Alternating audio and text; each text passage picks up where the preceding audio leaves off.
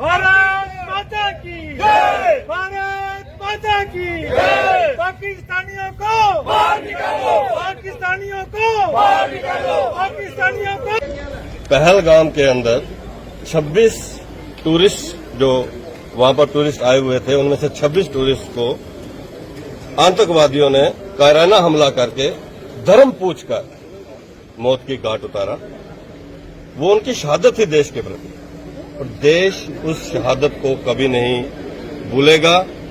ना देश उस घटना को भूलेगा, ना ही आतंकवादियों को जिन्होंने जो उस घटना को अंजाम दिया है उनको माफ करेगा। आतंकवाद को लेकर भारत एक है। आतंकवाद को लेकर जीरो टॉलरेंस जो है भारत सरकार की है। उसके बाद भारत सरकार ने, माननीय प्रधानमंत्री नरेंद्र भाई मोदी जी ने एक इमरजेंसी मीटिंग करने के बाद 5 बड़े फैसले लिए। उसमें एक बड़ा फैसला, नाजायज तौर पर जो पाकिस्तानी भारत के किसी भी कोने में रह रहे हैं, चाहे वो टूरिस्ट वीजा पे आने के बाद, वीजा खत्म होने के बाद यहां पर रह रहे हैं, उनकी अवधि खत्म हो गई है।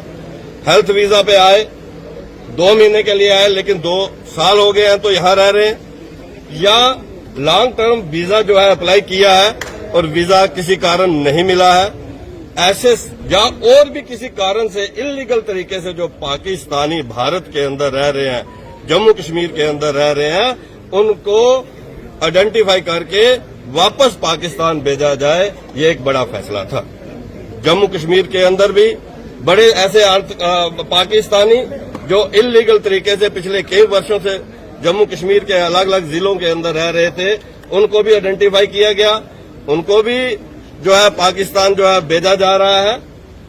भारतीय जनता पार्टी ने एक फैसला किया कि हर जिला हेडक्वार्टर के ऊपर डिस्ट्रिक्ट प्रेसिडेंट और वहां के ऑनरेबल जो हमारे एमएलएज हैं, डीडीसी चेयरपर्सन है, सीनियर लीडर्स हैं, उनके साथ मिलकर वर्दी डिप्टी कमिश्नर जो है उनको मेमोरेंडम दे रहा है कि क्या उनके जिले में ऐसे लोग आइडेंटिफाई हुए हैं आतंकवादी और पाकिस्तानी, क्योंकि ये एक बड़ा सीरियस मामला है। ये भारत की सिक्योरिटी की थ्रेट का मामला है। ये स्लीपर सेल भी हो सकते हैं, और कभी भी जब पाकिस्तान के साथ कोई ऐसी बात हो जाए तो ये स्लीपर सेल जो है वो बाहर निकलकर भारत की सुरक्षा के खिलाफ आ सकते हैं। इसलिए रियासी जिले के अंदर हम यहां पर वर्दी डिप्टी कमिश्नर जो है उनसे मिले हैं। हमने उनसे बात की है कि एक बार फिर अच्छे से यह रियासी जिले में देखा जाए, कोई भी पाकिस्तानी जो इलीगली यहां पर रह रहा है, उनके डॉक्यूमेंट्स वेरीफाई किए जाए। डॉक्यूमेंट्स वेरीफाई करने के बाद ही ये फैसला लेकर उनको यहां से भेजा जाए। मैं इतना कहना चाहूंगा, जो पहलगाम के अंदर घटा, वो आज भी 140 करोड़ लोग जब उसके बारे में भारत के लोग सोचते हैं, सिर उठते हैं, नींद नहीं आती है। आंखों के सामने, दिमाग के आगे जब उनकी चीखें, निहत्थे टूरिस्ट की चीखें, धर्म पूछकर मारने वाली जो बात है, उसने भारत को झंझोर के रख दिया है।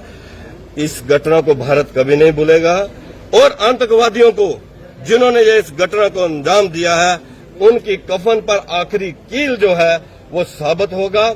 मैं इतना कहना चाहूंगा, राष्ट्रीय सुरक्षा को लेकर किसी किस्म का कोई कंप्रोमाइज भारत सरकार नहीं करने वाली है। कोई भी पाकिस्तानी जो इल्लीगल यहां पर रह रहा है, जो लोग तो लॉन्ग टर्म वीजा पर यहां पर रह रहे हैं, डिप्लोमेटिक तरीके से उनका वीजा जहां पर है या लीगल वीजा जहां पर है, उनको छेड़े बिना जो इल्लीगल तरीके से यहां पर रह रहे हैं, उनको बाहर भेजने का जो रास्ता जो है भारत सरकार ने दिखाया है। हम भारत सरकार के साथ हैं, माननीय प्रधानमंत्री नरेंद्र भाई मोदी जी के साथ हैं, उनके हर फैसले के साथ है, और आतंकवादियों को एक कड़ी से कड़ी सजा दी जाए। देखिए, ये एक प्रक्रिया है कि जिसके तहत वो सारी स्टेट्स, आप इस बात को समझें कि आपने देखा होगा कि परसों कांग्रेस के एक बड़े नेता ने, इस वक्त जब पाकिस्तान कोई भी हमारे बॉर्डर के ऊपर सीज फायर तोड़कर पाकिस्तान उल्लंघन कर रहा है, सीज फायर वहां से क्रॉस बॉर्डर सीज फायर तोड़कर वहां से फायरिंग कर रहा है और भारत उसका पूरा जवाब दे रहा है, उस वक्त कांग्रेस के बड़े नेता सर्जिकल स्ट्राइक का सबूत मांग रहे हैं। कांग्रेस पूरे तरीके से अलगाववाद, आतंकवाद और पाकिस्तान के साथ खड़ी नजर आती है। और कांग्रेस जो भी वो प्रदेश जिनमें भारतीय जनता पार्टी की सरकारें नहीं है, उन प्रदेशों के अंदर इसको लेटर एंड स्पिरिट के तहत इसको इम्प्लीमेंट नहीं किया जा रहा है। वो ऐसा लग रहा है कि मानो कि वो उनका काम नहीं है। इसको लेकर भारतीय जनता पार्टी हर जिला हेडक्वार्टर के ऊपर ये मेमोरेंडम दे। कांग्रेस का ये कहना है कि जो ये कठुआ का मामला जो है वो कठुआ के भारतीय जनता पार्टी के नेता या वो पत्रकार ही बता सकते हैं। मारपीट की गई, मैंने उस वीडियो को नहीं देखा है। जिस चीज को मैंने देखा नहीं, सुना नहीं, उसके बारे में मैं कुछ नहीं कह सकता। मैं कुछ नहीं जानता। अलबत्ता मेरी आप सबसे ये अनुरोध है कि ये एक ऐसा टाइम है, ये खाली भारतीय जनता पार्टी का मामला नहीं है, देश की सुरक्षा का मामला है। ये देश की सुरक्षा का मामला है। इसमें चाहे मीडिया कर्मी हो, चाहे इसमें किसी भी पॉलिटिकल पार्टी के लोग हों, सबको मिलकर चलना होगा। एक दूसरे से कटाक्ष करके, एक दूसरे से लड़कर हम भारत के साथ खड़े नहीं होंगे तो पूरा लिया जाएगा। आतंकवादियों को और आतंकवादियों को के आकाओं को बख्शा नहीं जाएगा।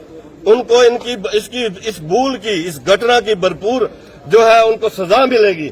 लेकिन ये मैं जो है वो डिफेंस मिनिस्टर का जो प्रवक्ता नहीं हूं, इसलिए मैं नहीं बता सकता हूं कि युद्ध होगा कि नहीं होगा। किस तरीके से उन लोगों के साथ उनको सजा दी जाएगी, ये भारत सरकार तय करेगी। भारत की जो हमारी फौजें हैं वो सक्षम है